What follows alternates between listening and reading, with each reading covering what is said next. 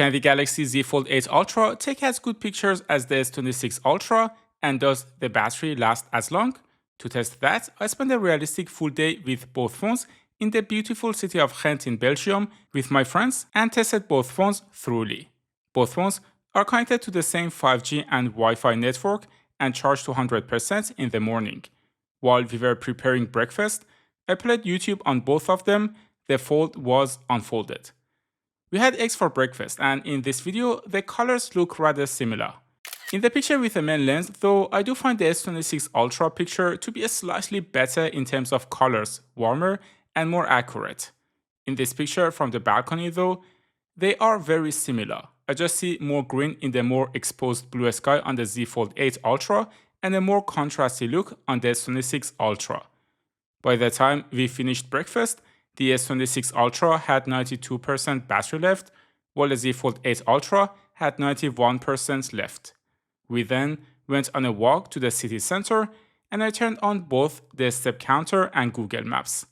What's surprising to me is that the Z Fold 8 Ultra weighs as much as the S26 Ultra. The main screen of the S26 Ultra is larger and anti-reflective, while the cover screen of the Fold Ultra is not. The inner display of the Z Fold is anti-reflective though, and in direct sunlight is very visible and nice to use. Especially for navigation, having a larger display is always a blessing. After setting up the navigation, we started a long walk to the center of Ghent, which is going to take an hour since we'll also take pictures on the way. The main camera of the S26 Ultra has a lower aperture than the Z Fold Ultra. If you look at these photos of Nada and Leo, you can notice the S26 Ultra has a stronger background blur because of that. This stronger bokeh can make the photos look slightly more professional on the S26 Ultra compared to the Fold, but just to an extent. The colors and skin tone are different between the two. The S26 Ultra has more of a green tone, while the Z Fold 8 Ultra is more magenta and vibrant. You can also observe it in the landscape photos. Generally, the colors are very close, but the white balance on the S26 Ultra is a tad greener and the Fold is a tad more magenta. They both have a similar ultra-wide camera though, which is a 50 megapixel one. The color science is slightly different because they use different software. The S26 Ultra has two telephoto cameras, a 3x and 5x zoom one, while the Z Fold Ultra only has one 3x1. At least in this 3x zoom one, the S26 Ultra processing is much worse than the Z Fold Ultra despite having the same sensor, and apparently Samsung worked hard to resolve this greenish look on the new generation. In these photos though, with 3x zoom of this passion fruit flower, the photos look almost identical.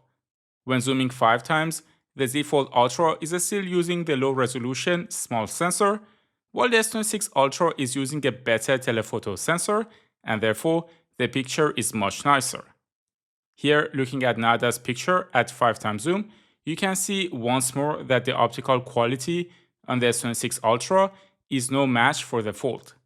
That said, on landscape and architecture shots, unless you pixel peep, the 5x pictures are very similar to each other. You can also zoom further and with more quality on the S26 Ultra compared to the Fold Ultra because of the greater reach on the 5x zoom. In this portrait mode shot with the main lens though, they are in the same league, and I low-key prefer the Fold for better skin tone. In this video too, I do feel the Fold 8 Ultra is managing both the flare and Nada's skin better than what the S26 Ultra does. For selfies, neither has a particularly amazing selfie camera, and the difference is more in the color science.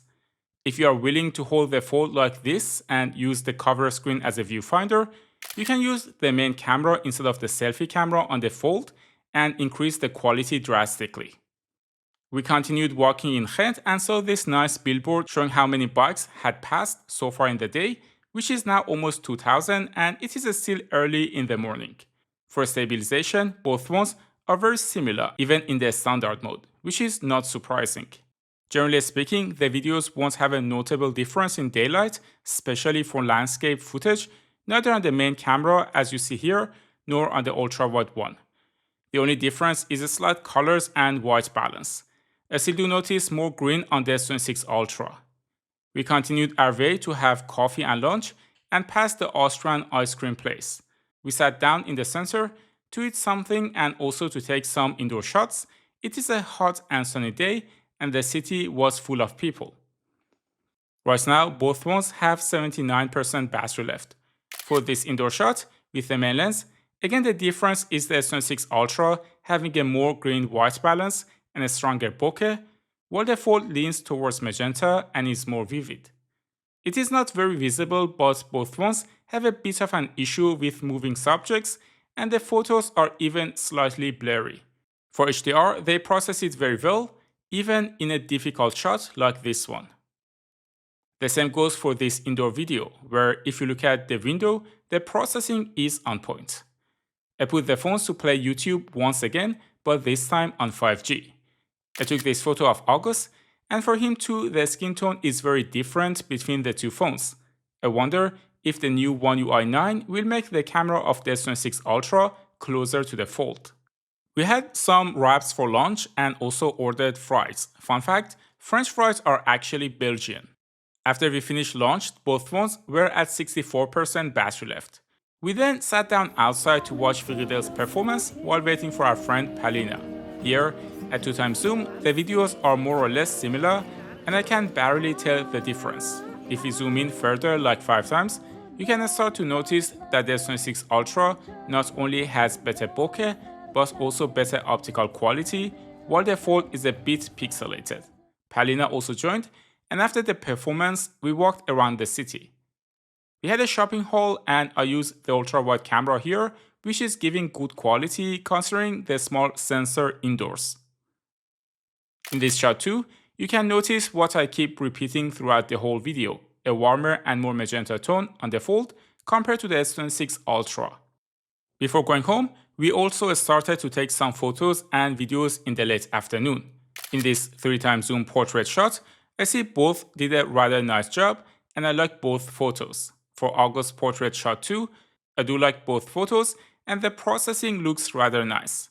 Same goes for the 3x video, where the skin tone, color science, and optical quality are close, and especially in video mode, the smaller pixel count doesn't matter as much. Ghent has beautiful European architecture, and taking this photo, you see once again a more contrasty look on the S26 Ultra.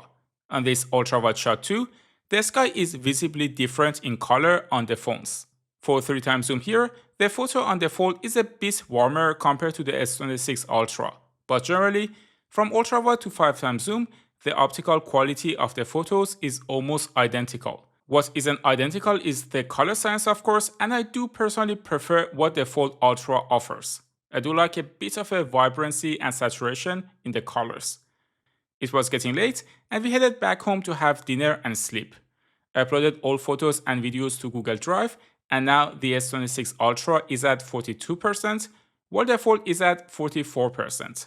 On the balcony, I took some sunset photos of Nada. Here, the skin tone on the Fold is more vivid, and the colors are more muted on the S26 Ultra. At 5x zoom, you can see how much better the bokeh and optical quality are on the S26 Ultra compared to the Fold. Here, right before sunset, in a darker environment, you can see how much better the S26 Ultra 5x zoom picture is compared to the Fold. For video with the main lens too, the magenta is stronger on the Fold, while the S26 Ultra has a slightly better bokeh.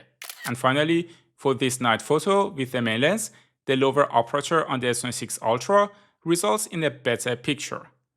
By the time I finished taking the photos, the S26 Ultra was at 34%, while the Fold was at 38%. Then I left both phones on standby, and by the time I woke up, the S26 Ultra had 29% battery left, while the Fold had 32% battery left. Both phones have a 5000 mAh battery capacity, and they both had 5 hours of screen on time. The Fold was half of the time open and half of the time closed, and in such a realistic day in the life scenario, they both had enough battery to go through the day and have a good buffer at the end. Screen-wise, the S26 Ultra has one nice screen, while the Fold cover screen is a bit cramped, but when unfolded, it is super nice to consume content on it. Camera-wise, the real difference, in my humble opinion, is when you zoom further than 5 times and for telephoto portrait shots. I compare more aspects of the Fold 8 Ultra to a regular phone like the iPhone 17 Pro Max in another video. If you want to see that video, click on it here on the screen. Don't forget to like and subscribe. Thanks for tuning into Tecmo, and I will see you in the next one.